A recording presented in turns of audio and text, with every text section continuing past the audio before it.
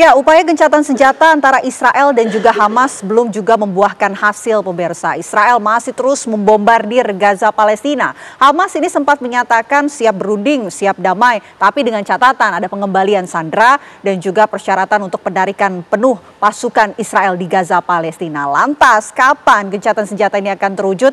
Kita akan bahas, pemirsa. Kami sudah hadirkan narasumber-narasumber dari berbagai perspektif untuk membahas mengenai hal ini. Saya akan perkenalkan satu persatu untuk Anda. Di sebelah kanan saya ini sudah hadir ada Mbak Tia Baryatul Kiptia, pengamat Timur Tengah BINUS. Selamat malam. Selamat malam, Mbak Tia. Sehat? Sehat, alhamdulillah. Di sebelah Mbak Tia ini juga sudah hadir ada Mbak Astra Virginita, pakar politik internasional UI. Selamat malam, Mbak Astra. Selamat malam, Mbak. Oke, selain dua narasumber yang sudah hadir di studio, pemirsa, kami juga sudah terhubung bersama dengan Dr. Mea, Dr. Tonggo Meati Francisca, Ketua Tim EMT 8 Mercy Indonesia. Selamat malam, Dr. Mea. Selamat malam, Mbak Vena. Oke, nanti kita dengarkan ya cerita Dr. Mea yang pernah menjadi dokter di Gaza Palestina. Tapi untuk pembuka saya mau ke Dr. Tia terlebih dahulu. Dr. Tia, ini upaya gencatan senjata antara Israel dan juga Hamas belum juga ada hasil. Hamas menyatakan siap berunding, siap damai, tapi dengan catatan tersebut. Catatannya ini adalah untuk bisa mengembalikan sandera dan juga penarikan pasukan penuh. Sulit nggak sih untuk terjadi? Ceasefire itu kan harus ada agreement kedua belah pihak ya. Yang namanya ceasefire, baik permanen ataupun tidak, itu harus ada kesepakatan dari pihak Hamas sendiri dan juga dari pihak Israel. Kalau melihat dari apa yang diinginkan oleh Hamas, ini cukup berat. Karena tidak mungkin Israel akan menarik pasukannya dari Gaza. Jadi berdasarkan apa yang disepakati oleh Donald Trump dan Netanyahu, sepertinya saya menganalisis atau melihat bahwa kedua orang ini memang ada planning untuk Gaza untuk membersihkan. Jadi memang untuk mereka menyebutnya istilah rebuild begitu ya. Jadi membangun kembali. Artinya memang ingin membangun Gaza itu secara baru.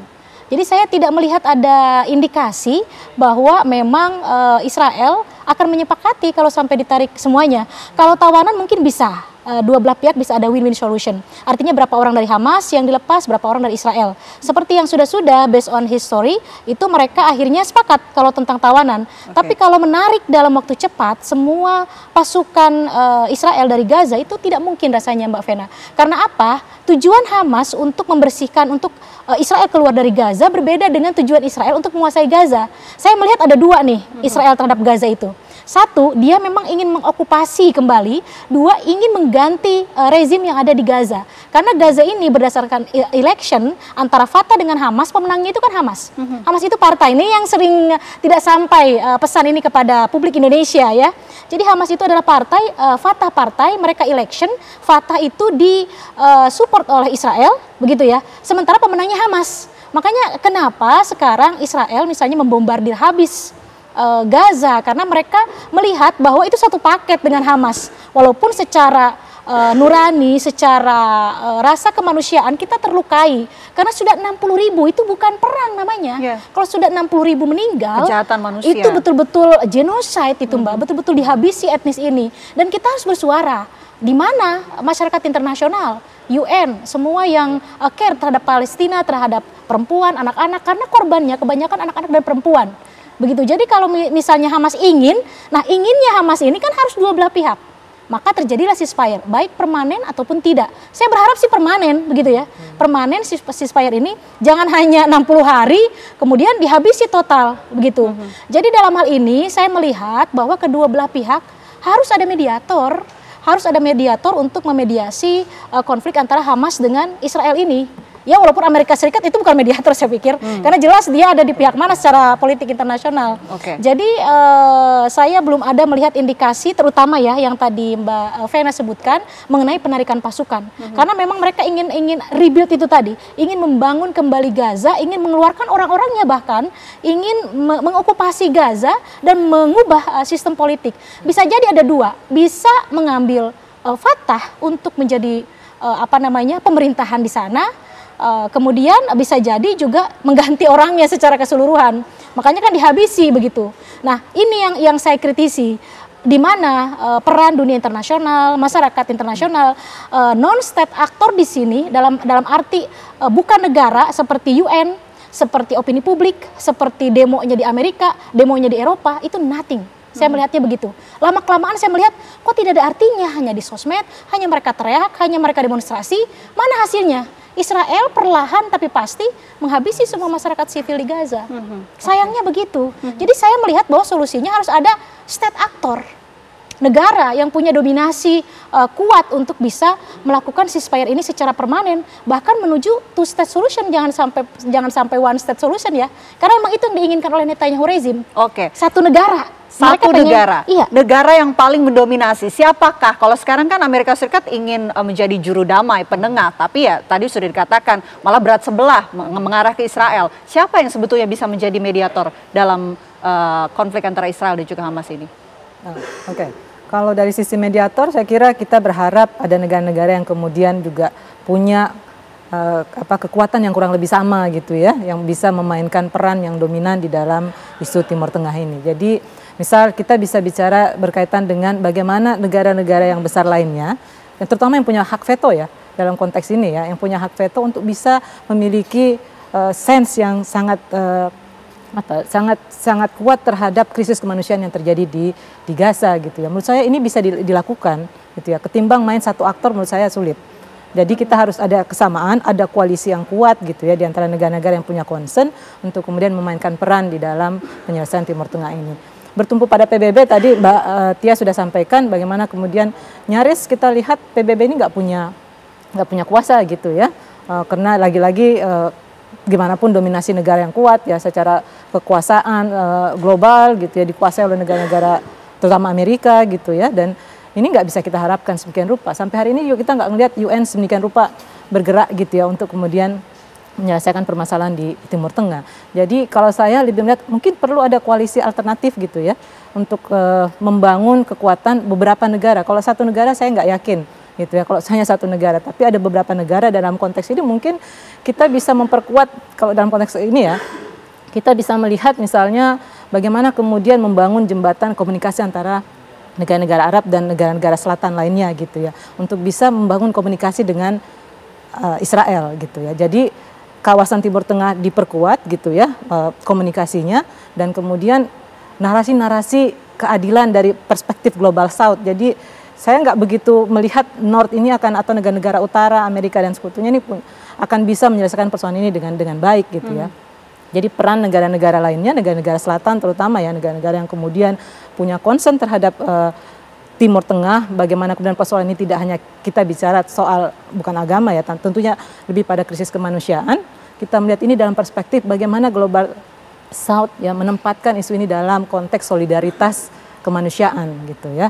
Jadi saya lebih cenderung melihat ini tidak bisa selesai, mediatornya nggak bisa satu negara, tapi sebuah koalisi yang kuat gitu ya, yang kemudian bisa menandingi narasi-narasi yang lebih berbasis pada keadilan dan kemanusiaan gitu ya. Kalau berharap pada PBB, saya nggak yakin, karena seperti kita tahu PBB lahir dari sistem Bretton Woods, negara yang kemudian menguasainya ya negara-negara Amerika, tentu tadi sudah tidak netral ya, dan ini sangat sulit gitu ya. Kemudian kalau kita mau bicara tentang negara lain, misalnya Cina, Rusia, saya juga nggak begitu yakin bisa jadi mediator, karena sebagian besar juga main di isu Timur Tengah tidak dasar perdamaian semata. Mereka mempertimbangkan kepentingan strategis mereka, gitu ya, lebih daripada bicara tentang perdamaiannya gitu. Baik. Jadi bicara ini menurut saya mediatornya harusnya koalisi yang kuat. Terutama saya dorong negara-negara selatan, negara-negara Arab untuk kumpul bersama. Negara-negara selatan, mediatornya harus kuat itu. Harus kuat. Tapi kita juga pengen dengar ya cerita dari Dr. Mea ketika sebelumnya ini sempat berada di Gaza Palestina, melihat kondisi langsung di Gaza Palestina. Dr. Mea, bisa Anda gambarkan kondisinya itu separah apa sih ketika Anda melihat di Gaza Palestina, ketika Anda bertugas tentunya, apakah ini bisa dikatakan kerusakannya ini sudah lebih dari 90% kondisi rumah sakit terutama? Ya, kebetulan tim saya ini adalah tim 8 yang paling terakhir dari IMT Mercy. IMT itu adalah Emergency Medical Team. Kami masuk itu di tanggal 4 bulan Maret, yang pada saat itu masih gencatan senjata. Sebelum kami masuk, tadi saya setuju bahwa terjadi banyak sekali pelanggaran yang dilakukan oleh penjajah. Sebelum kami masuk itu 2 hari sebelum masuk, seharusnya masih ada gencatan senjata, tapi itu kemudian dilanggar dengan menutup blokade bantuan kemanusiaan pada tanggal 2. Tanggal 2 Maret itu sudah mulai ditutup bantuan kemanusiaannya. Lalu kemudian kami masih merasakan tuh Mbak gencatan senjata sampai tanggal 17 Maret malam hari. Kami masih merasakan bagaimana rasanya jalan-jalan ke pasar, dan kebetulan memang kami tugasnya di Gaza Utara, tepat di Rumah Sakit Indonesia. Kami masih merasakan itu segala macam hiruk pikuk. Tapi kemudian ada sekitar 3 hari sebelum gencatan senjata di stop oleh Netanyahu, itu ada kameramen yang mereka melakukan drone, mereka menggunakan drone untuk melihat keadaan sekitar di daerah Gaza Utara, tepatnya di daerah Beit Lahia atau Beit Hanun di situ. Kemudian drone-nya diledakkan oleh Israel, dan mobil yang berisikan kameramen itu juga diledakkan, dan mereka syahid dan itu masuk ke Rumah Sakit Indonesia. Itu pada saat gencatan senjata. Lalu kemudian saat gencatan senjata di stop malam hari, dini hari tepatnya tanggal 1, tanggal 18 Maret itu, yang paling terbesar korbannya karena selama 8 jam terjadi serangan bom secara terus-menerus, itu kami luar biasa mendengarkan itu dan merasakan bagaimana getaran-getaran yang sangat hebat. Sebanyak hampir 400 yang meninggal akibat serangan dalam 8 jam saat dihentikannya gencatan senjata pada saat 18 Maret dini hari. Kemudian ya, untuk 90% sudah pasti, terutama di daerah Gaza Utara. Kalau kita melihat mungkin film-film horor, itulah yang terjadi sekarang dan ini adalah kisah nyata. Tapi kemudian kalau di daerah, kebetulan kami untuk masuk ke dalam Gaza Utara itu kami harus melewati Gaza Selatan dulu, tepatnya daerah sebelumnya adalah perbatasan Karem Shalom. Habis itu baru kemudian kami masuk melewati menyusuri Gaza Selatan, Khan Yunis, dan karena kebetulan juga memang ada klinik di sana. Lalu kalau daerah Gaza Selatan kita masih bisa melihat pohon-pohon hijau. Tapi mungkin sekitar 60 atau 70% juga sudah hancur. Lalu kemudian kita bergerak ke arah utara yang melalui perbatasan Netzarim. Baik, Dr. Mea. Nanti kita akan melewati itu terus. Ya, nanti ya, itulah kita mulai melihat kehancuran dan mungkin sekarang sudah hampir 100% di Gaza Utara. Kalau Beit Hanun dan Beit Lahia sudah kosong, mungkin tinggal Jabalia dan Gaza City. Baik, Dr. Mea, tentu kami tidak bisa membayangkan Anda menyaksikan langsung kerusakan yang terjadi di Gaza, Palestina. Kami juga ingin tahu sebetulnya tantangan utama seperti apa yang dihadapi oleh para medis ketika menangani pasien dalam kondisi seperti itu. Ditahan nanti, Dr. Mea, kita akan jawab usai jeda. Apa kabar Indonesia Malam akan kembali untuk Anda. Anda kembali menyaksikan Apa Kabar Indonesia Malam. Pertanyaan menggantung saya untuk Dr. Mea. Dr. Mea, singkat saja, tantangan apa yang Anda hadapi ketika menangani pasien di Gaza, Palestina dalam kondisi seperti yang Anda sampaikan, nih, kondisinya sangat rusak parah di sana? Yang pasti sebenarnya sih kami tidak ada tantangan apapun, tapi mungkin bantuan-bantuan staff seperti sarana-sarana obat-obatan dan peralatannya itu yang memang agak sedikit sulit di Gaza pada saat itu. Tapi yang pasti kami hanya meminta agar segera dibuka bantuan kemanusiaan, terutama medis ya. Apalagi sekarang kita sudah dengar bahwa untuk cuci darah, peralatan cuci darah semuanya sudah di-stop kegiatannya, itu yang karena akibat dari blokade kemanusiaan ini. Jadi mungkin memang benar tekanan dunia internasional untuk memberikan pressure kepada Israel itu paling penting sekali. Apalagi sekarang medis mulai dibidik, yang terbaru adalah Alayaham Dr. Marwan. Baik. Saya mau ke Mbak Astra kalau begitu. Mbak Astra, ini kan tadi dikatakan butuh mediator yang kuat, yang dominan. Nah sekarang kan untuk proposal gencatan 60 hari ini kan sudah akan dikirim ke Qatar dan juga Mesir. Apakah Qatar dan Mesir ini cukup kuat untuk menjadi mediator?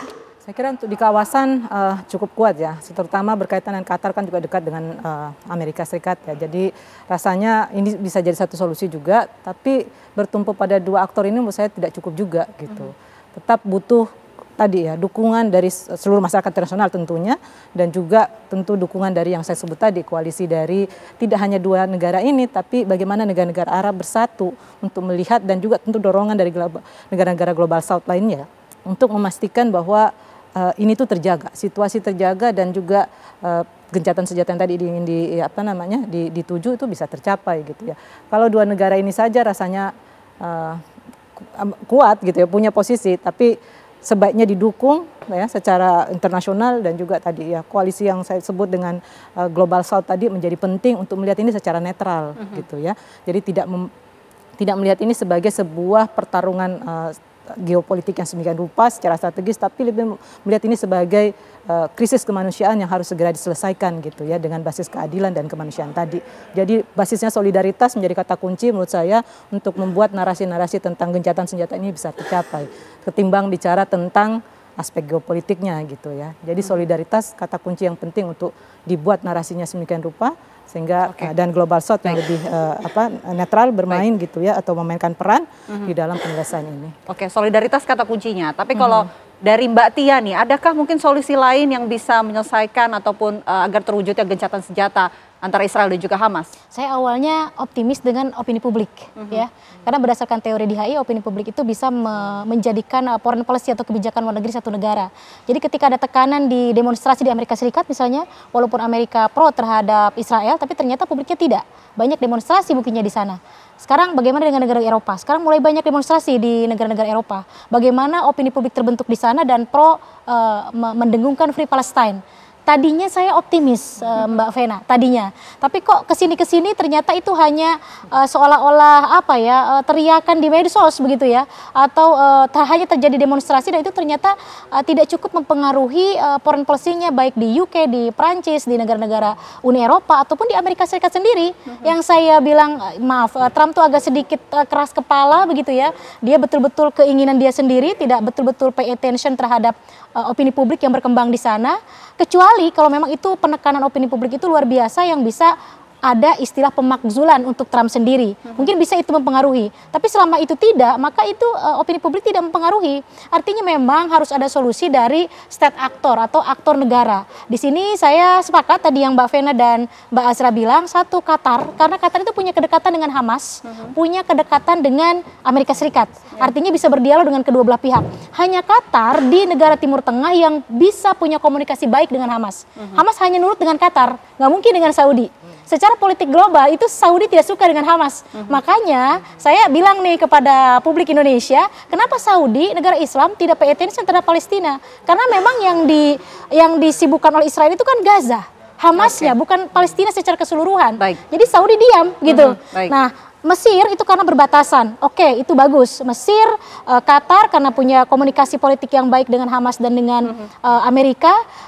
Tapi saya pikir Saudi bisa menekan lewat investasi Saudi Amerika. Ya. Selain Qatar dan juga Mesir, ada Betul. Saudi juga yang jadi bisa ikut. Penekanannya bukan ke Hamasnya, tapi ke Amerika. Gua tarik nih investasinya, nah gitu ya. Jadi Amerika nanti bisa menekan karena Israel itu hanya kalah oleh Amerika. Udah tidak bisa dengan yang lain gitu. Baik, tentu kita nantikan ya, mudah-mudahan segera ada perubahan, segera ada solusi dari Israel dan juga Hamas untuk bisa sepakat gencatan senjata ataupun perdamaian, karena banyak jutaan warga Gaza tentunya yang menantikan adanya bantuan masuk dan juga kondisi ini semakin membaik. Terima kasih Mbak Tia atas waktunya, terima kasih Mbak Astra, terima kasih juga Dr. Mea atas waktunya di Apa Kabar Indonesia Malam. Selamat malam.